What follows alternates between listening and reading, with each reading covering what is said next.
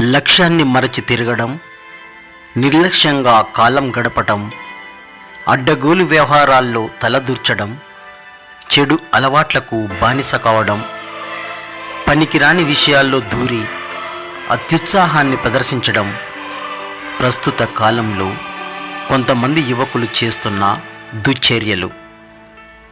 కళ్ళ ముందే కడుపున పుట్టిన పిల్లలు యువకులై దారి తప్పి తిరుగుతుంటే చక్కదిద్దలేక పలువురు తల్లిదండ్రులు కన్నీరు మున్నీరు అవుతున్నారు. ఎంతో భవితవ్యాన్ని అందిపుచ్చుకొని అభివృద్ధి చెందవలసిన కొంతమంది యువకులు ఇలా జీవితాన్ని నిర్వీర్యం చేసుకోవడం విచారకరం.